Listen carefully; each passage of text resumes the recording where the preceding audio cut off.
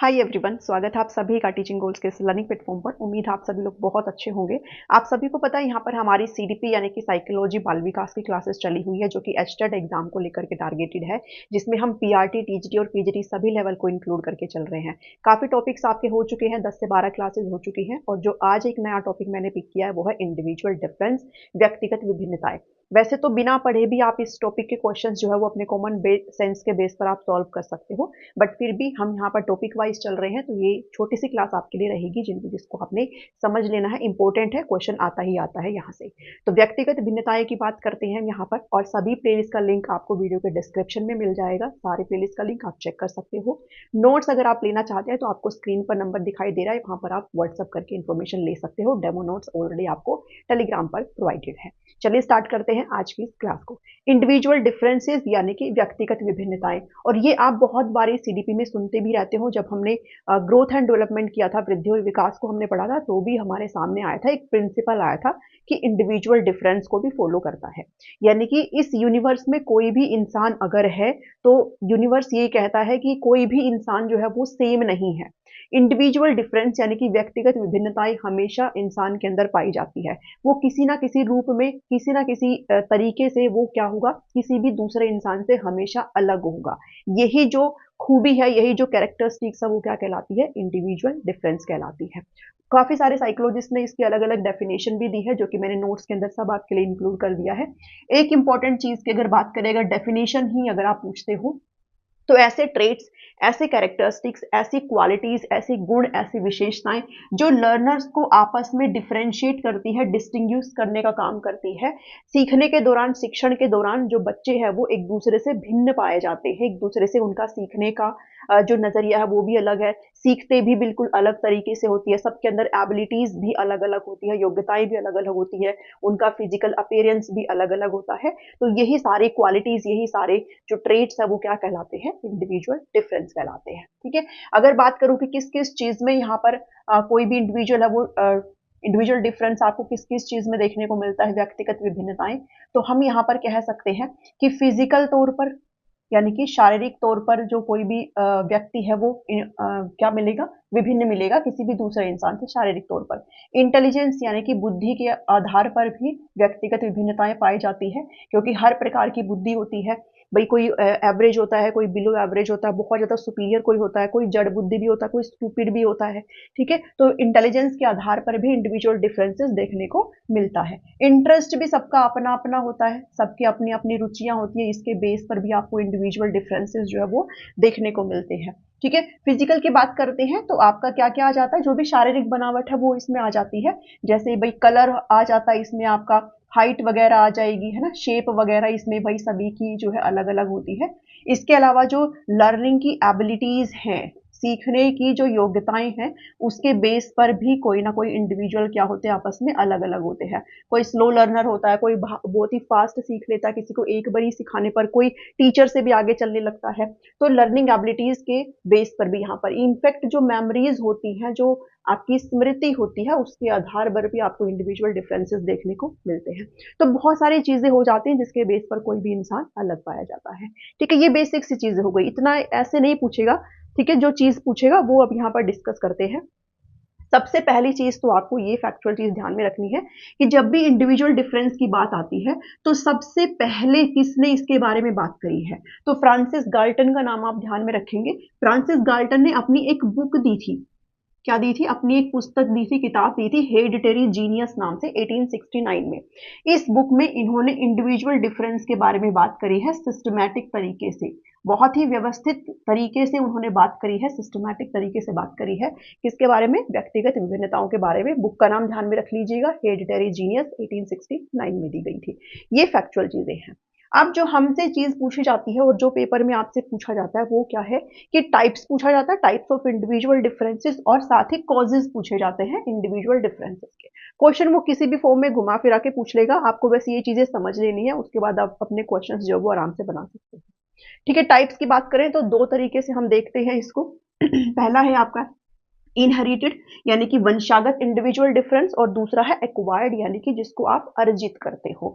और ये आप सभी को पता है, इनहेरिटेड जब भी बात करती हूँ मतलब हेरिडिटी की यहाँ पर बात हो रही है, अनुवांशिकता की बात हो रही है। तो ऐसे ट्रेट्स जो आप अपने पूर्वजों से ग्रहण करते हो, जो आप अपने आपको विरासत में मिले हैं, और उन ट्रेट्स की वजह से आप बाकी जो इंडिविजुअल है उनसे अलग दिखते हो, वो आपके क्या है, इनहेरिटेड ट्रेट्स होते हैं। ठीक है, जबकि जो दूसरे होते हैं वो किससे प्रभावित होते हैं, एनवायरमेंट से। ऐसे ट्रेट्स, ऐसी कैरेक्टरिस्टिक्स जो आपने कहाँ से अर्जित करी है, वातावरण से अर्जित करी है, वो आपका क्या कहलाता है, एक्वायर्ड आपके ट्रेट्स हो जाते हैं, एक्वायर्ड इंडिविजुअल डिफरेंस आप कह सकते हो। ठीक है, दो तरीके के होता है।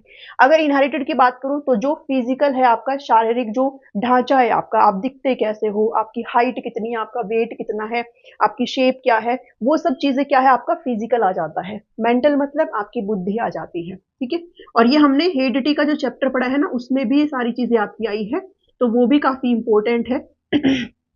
तो शारीरिक आपकी इंटेलिजेंस यानी कि जो आपका आईक्यू है, ये भी हेरिडिटी डिसाइड करती है, ये आपको पता होना चाहिए है। उसके बाद जो टेम्परामेंट है यानी कि जो स्वभाव है, कोई बच्चा बहुत विनम्र स्वभाव का होता है, कोई बच्चा बहुत चिड़चिड़ा होता है, ये हमें कहाँ से मिलता है, ये हमें हेरिडिटी से ही मिलता है।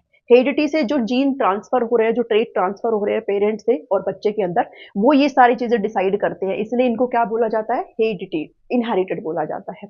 ठीक है, तो ऐसे ट्रेट्स जो पूर्वजों से हमें मिले हैं, तो ये 3 है, ये ध्यान में रखिएगा। उसके अलावा जब एक्वायर्ड की बात करती हूँ, तो एक्वायर्ड मतलब जब आपका सोसाइटी इन्वॉल्वमेंट हो जाता है, जब आपका वातावरण आ जाता है, और वातावरण से हम जो अर्जित करते हैं, जिसकी वजह से हमारे अंदर व्यक्तिगत विभिन्नताएं पाई जाती है, वो क्या है, वो है सोशल यानी कि सामाजिक विभिन्नता। हमारा जो सोशल एनवायरमेंट है, हम किस प्रकार के लोगों से घिरे हुए हैं, हम जैसे लोगों के साथ रहते हैं वैसे ही हमारी पर्सनालिटी भी हो जाती है, हमारा व्यवहार भी वैसा ही हो जाता है, और हम उसी प्रकार से लोगों से डिफरेंशिएट भी करते हैं। ठीक है, साथ ही हमारा एनवायरमेंट, कल्चर, कल्चर का बहुत इंपॉर्टेंट रोल है। जब भी हम सोसाइटी की बात करते हैं तो कल्चर की बात करते ही करते हैं। संस्कृति, और जब भी इंडिया की बात करते हैं तो यहाँ पर हमारा, आप स्टेट टू स्टेट भी जाओगे तो आपको डिफरेंट तरीके के कल्चर देखने को मिलते हैं। हर कल्चर में अपने डिफरेंट डिफरेंट बिलीव्स है, मान्यताएं होती हैं जिनको सभी लोग फॉलो करते हैं। तो वो भी क्या दिखाता है, इंडिविजुअल डिफरेंस दिखाता है, कोई कुछ फॉलो करता है, कोई कुछ फॉलो करता है। ठीक है, आपका भावात्मक जो पहलू है वो भी किसका पार्ट है, वो भी आपका एनवायरमेंट का पार्ट है। तो जब भी इनहेरिटेड की बात हो, यानी कि जो ट्रेड्स आपको मिले हैं, जिनके अंदर बदलाव नहीं किया जा सकता, जिनको आप बदल नहीं सकते हो, ये स्टेटिक होते हैं, वो फिजिकल, मेंटल और टेम्परामेंट होते हैं। और जब भी एक्वायर्ड की बात करते हैं तो ये हमारे वातावरण से प्रभावित होते हैं। जिस प्रकार का वातावरण में आप रहोगे उसी प्रकार के आप इंसान बन जाते हो। तो सोशल, एनवायरमेंट, कल्चर और इमोशनल एस्पेक्ट आपका यहाँ से रिलेट करता है। तो ये टाइप की बात हो गई है। अब बात करते हैं किसके बारे में, कॉजेज के बारे में, यानी कि कारण क्या है, आप कह सकते हो फैक्टर्स। ठीक है, कारक आप कह सकते हो, व्यक्तिगत विभिन्नताओं के क्या क्या कारक होते हैं, किन की वजह से होता है। तो आपस में समहाउ ये रिलेट ही करते हैं। तो कॉजेज की जब भी बात करते हैं तो सबसे पहला ही आपका क्या आ जाता है, हेरिडिटी आ जाता है। यानी कि जो ट्रेट्स आपको अपने पेरेंट्स से मिले हैं, यही डिसाइड करते हैं, यही क्या डिसाइड करते हैं कि आपका इंडिविजुअल डिफरेंस कैसा होगा, आपकी लुकिंग कैसी होगी, आपका इंटेलिजेंस, आईक्यू कितना है आपका, वो समहाउ किससे रिलेट करता है, आपके पेरेंट्स से। अगर कोई पेरेंट्स बहुत पढ़े लिखे हैं, मान लो प्रोफेशनली डॉक्टर है, प्रोफेसर है, बहुत अच्छी पोस्ट पर है, तो वो पास ऑन होता है उनके बच्चों का। लेकिन फिर बाद में इन्वायरमेंट पे डिपेंड करता है कि वो और कितना फल फूल रहा है, क्योंकि बेस तो ऑलरेडी जीन से ट्रांसफर हो चुका है। ठीक है, तो हेरिडिटी क्या है, वो ट्रेट्स जो डिसाइड करते हैं बच्चे के अंदर कौन कौन से गुण आए हैं, और जो फिर बाद में बच्चों को एक इंडिविजुअल डिफरेंस यानी कि व्यक्तिगत विभिन्नता प्रोवाइड करते हैं। नेक्स्ट हमने अभी जो डिस्कस करा एनवायरमेंट का, जिसमें हमारी सोसाइटी आ जाता है, हमारा कल्चर आ जाता है, सारी चीजें आ जाती है। तो ये वो पार्ट है जो हमें वातावरण से मिला है, ये एक फैक्टर है जो किसी भी इंडिविजुअल में इंडिविजुअल डिफरेंस लेकर के आता है। ठीक है, नेक्स्ट है जेंडर। जेंडर मतलब लिंग। अब यहां पर बात हो रही है किसकी, मेल और फीमेल की। अब मेल फीमेल की जब भी हम बात करते हैं तो बहुत सारी चीजों में मेल फीमेल जो होते हैं वो अलग अलग होते हैं। जैसे अगर बात करें कि जो स्ट्रेंथ है वो मेल के अंदर ज्यादा होती है एज कंपेयर टू फीमेल, तो दोनों में किस प्रकार की विभिन्नता है कि भाई वो थोड़े से ज्यादा स्ट्रेंथ वाले होते हैं, उनके अंदर जो ताकत है वो ज्यादा होती है, फीमेल के अंदर इतनी नहीं होती है। एवरेज हम यहाँ पर बात कर रहे हैं, बाकी ऐसा कुछ नहीं है कि वैसे तो होता है ना, अगर बॉडी की बात करें तो वैसे तो होता है, बाकी कम किसी भी चीज में आजकल फीमेल है नहीं। ठीक है, अगर ऐसे बात करें। और अगर वैसे ही बात करें तो इंटरेस्ट के हिसाब से भी जो फीमेल है उनका इंटरेस्ट अलग फील्ड में होता है, मेल का इंटरेस्ट अलग फील्ड में होता है। तो ऐसे भी इंडिविजुअल डिफरेंस जो है बना रहता है। और अगर पढ़ने की बात करें तो ऐसा माना जाता है कि जो फीमेल है वो ज़्यादा इंटेलिजेंट होती है, मेल जो है वो तभी पढ़ते हैं जब उनके सर पे आती है। बट अगेन मैं वही कहूंगी कि मैं इस चीज को मतलब ऐसे थोप नहीं रही हूँ, भाई सभी लोग इंटेलिजेंट है आज के टाइम पे, तो लड़के भी बहुत अच्छी अच्छी पोस्ट पर है। बट ये सब ना आपने आपने जो सबने फील किया है कि जब भी बोर्ड्स एग्जाम की बात होती है तो लड़कियां दिन रात एक करके पढ़ती रहती है, भले ही वो रट रही हो लेकिन वो पढ़ती रहती है। ठीक है, तो पढ़ाई में थोड़ा ज्यादा कौन टेक पार्ट करता है, फीमेल टेक पार्ट करती है। राइटिंग उनकी बहुत अच्छी होती है, फीमेल्स की जो राइटिंग होती है वो बहुत अच्छी है, ये तो आप सभी एक्सेप्ट करते ही होंगे। ठीक है, तो जेंडर के केस में भी क्या है भाई, जेंडर वाइज भी, लिंग वाइज भी इंडिविजुअल डिफरेंस देखने को मिलता है। फिर बात आती है कास्ट की, रेस की और कंट्री की। जाति के आधार पर, रेस के आधार पर, हम ऐसे बोलते हैं ना रेसिज्म, यानी कि रंग रूप के आधार पर। ठीक है, कोई काला है कोई गोरा है। और साथ ही देश के ऊपर भी डिपेंड करता है, इंडिविजुअल डिफरेंस हमारा इस वजह से भी होता है। अगर कास्ट की बात करें तो मैं अगर इंडिया की बात करूं, हमारे अंदर तो हमारे साथ जो कास्ट का एक बहुत इंपॉर्टेंट फैक्टर चलता है, इधर तो कास्टिज्म बहुत ज्यादा है कि भाई आप ब्राह्मण हो, आप क्षत्रिय हो, आपका कोई और अदर कास्ट है, तो वो चीजें बहुत यहाँ पर देखने को मिलती है। तो कास्ट के हिसाब से भी सबके अपने अपने कास्ट है, सबके अपने अपनी चीजें उसमें चलती है, उसके अकॉर्डिंग भी आपको इंडिविजुअल डिफरेंस देखने को मिलता है। ठीक है, रेस की बात करें कंट्री वाइज, तो अगर आप जाते हो, जैसे हम लोग हैं इंडिया के अंदर, तो हमारी एक नॉर्मल हाइट होती है, हमारा जो रंग होता है ना वो काला होता है ना वो बहुत गोरा होता है, हम गेहुआ रंग हम इसको कह सकते हैं। जब भी हम इंग्लैंड की तरफ जाते हैं, हम अमेरिका की तरफ जाते हैं, तो वहां पर जो लोग होते हैं वो बहुत गोरे होते हैं। हम अफ्रीकन कंट्रीज की तरफ जाएंगे तो वहां पर जो होते हैं वो बहुत ही डार्क स्किन के होते हैं, क्योंकि वो बहुत हॉट कंट्री है ना। तो ऐसे कलर में भी कंट्री वाइज भी डिफरेंसेस देखने को मिलते हैं। ठीक है, ऐसे रेसेस में भाई कोई गोरा है, कोई बहुत काला है, कोई हल्का सांवला है, ऐसे भी डिफरेंसेस देखने को मिलते हैं। ठीक है, नेक्स्ट है एज और इंटेलिजेंस। जितने भी डेवलपमेंट के एस्पेक्ट है, जिसमें आपका फिजिकल डेवलपमेंट आ जाता है, आपका इमोशनल आ जाएगा, फिजिकल आ जाएगा, वो सभी एज के अकॉर्डिंग डेवलप होता है, धीरे धीरे होता है डेवलप, ऐसा नहीं होता एकदम से डेवलप हो जाता है। ठीक है, तो एज यहाँ पर एक कारण है इंडिविजुअल डिफरेंसेस का जब भी एस्पेक्ट की बात करते हैं।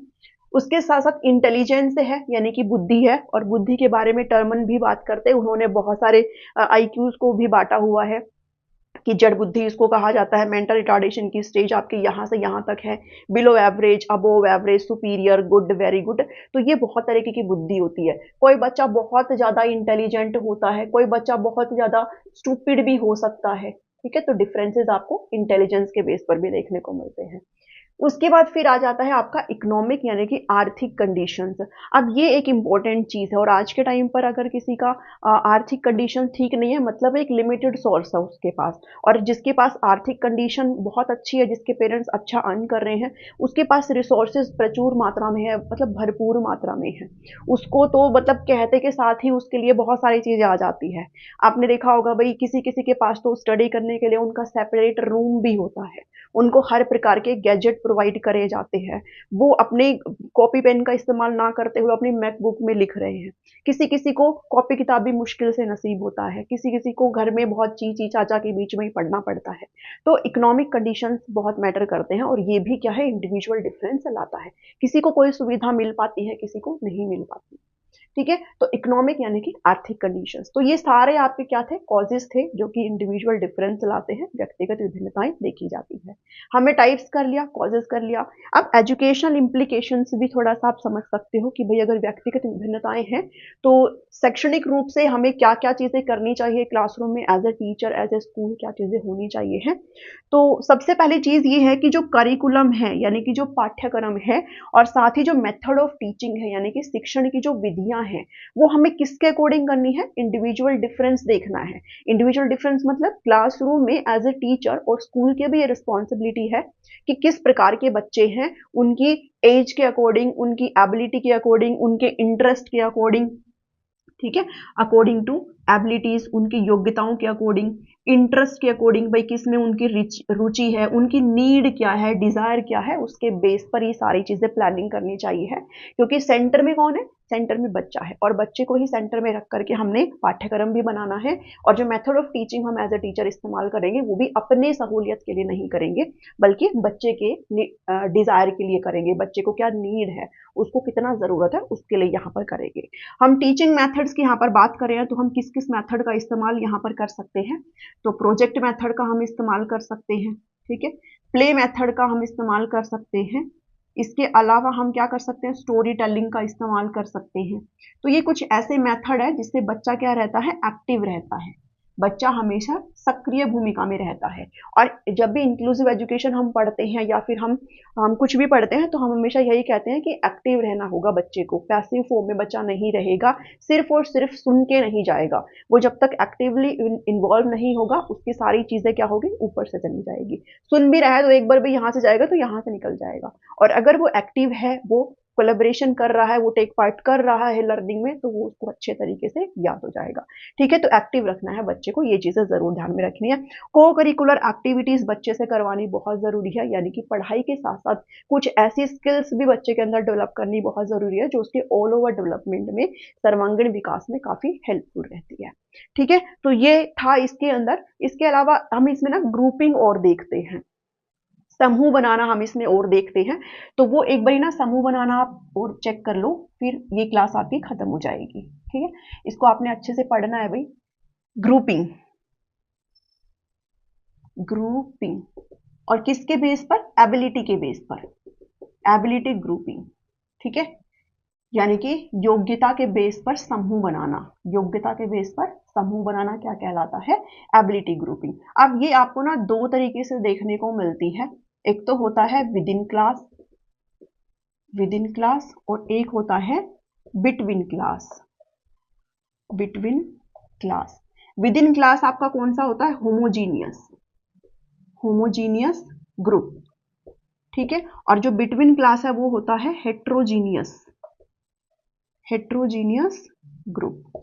होमोजीनियस होता है समरूप, समरूप समूह, और ये होता है विषम समूह, विषम समूह। बस आपको इतना ध्यान में रखना ये होता क्या है, बिकॉज पूछे गए हैं यहां से भी क्वेश्चन, ठीक है। तो ग्रुपिंग जो है आपकी वो दो तरीके से हम पढ़ते हैं। एक होता है विद इन क्लास जिसको होमोजीनियस कहते हैं, एक होता है बिटवीन क्लास जिसको हेट्रोजीनियस कहते हैं। विद इन क्लास का मतलब क्या है कि यहाँ पर जो ग्रुपिंग हम करते हैं, जो समूह बनाते हैं हम बच्चों का, वो सेम एबिलिटी के अकॉर्डिंग बनाते हैं, सेम एबिलिटी वाले बच्चे होते हैं इसमें, सेम एबिलिटी ग्रुपिंग। इसका मतलब क्या है, इसका मतलब ये है कि सेम मतलब अगर कोई बच्चा बहुत पढ़ा लिखा है, मतलब पढ़ा लिखा का सेंस ये है कि बहुत सुपीरियर अगर बच्चे हैं तो सारे सुपीरियर बच्चे ही डाल देंगे ग्रुप में। अगर बच्चों को लर्निंग में प्रॉब्लम हो रही है तो उन सारे बच्चों को एक करके एक जगह पर डाल देंगे, यानी कि सेम एबिलिटी है। तो मतलब वो एक दूसरे को फिर हेल्प नहीं कर सकते इतना, इसलिए यहाँ पर ये इतना अच्छा नहीं माना जाता। सेम एबिलिटी वाले बच्चों को यहाँ पर रखा जाता है। जबकि यहाँ पर जो एबिलिटी होती है बच्चे की, जो योग्यताएं होती है, जो उनका अचीवमेंट है उसके बेस पर, वो डिफरेंट होती है, ठीक है। डिफरेंट एबिलिटी ग्रुपिंग होता है यहाँ पर, ये चीज ध्यान में रखिएगा, ठीक है। यानी कि ग्रुप के अंदर आपको एक नॉर्मल बच्चा भी देखने को मिलेगा, उसी ग्रुप में आपको बहुत सुपीरियर बच्चा भी देखने को मिलेगा, उसी ग्रुप में आपको जिसको लर्निंग में समस्या आ रही है वो बच्चा भी देखने को मिलेगा। तो ये जो ग्रुप है वो आपका अच्छा होता है क्योंकि आपस में एक दूसरे का वो हेल्प कर सकते हैं, ठीक है। तो इसलिए ये ज्यादा अच्छा माना जाता है हेट्रोजीनस वाला, यानी कि इसमें एबिलिटी जो है वो डिफरेंट रहेगी, योग्यता जो है वो अलग है, जबकि सेम योग्यता की बात करते हैं तो वो होमोजीनियस होता है, ठीक है। उम्मीद करती हूँ कि आपको ये समझ में आया होगा। इतना ही आपको पढ़ना है इस इंडिविजुअल डिफरेंस में। शाम को जो रात को जो 9 बजे लाइव होता है उसमें इससे रिलेटेड क्वेश्चन कर लेंगे, उसके बाद ये टॉपिक आपका फिनिश है, फिर नया टॉपिक स्टार्ट करते हैं। वीडियो अगर पसंद आती है तो इनको जरूर लाइक करें, शेयर करें सभी के साथ, और चैनल पर नए हैं तो सब्सक्राइब जरूर कर ले। मिलती हूँ नेक्स्ट वीडियो में। Thank you, thanks for watching.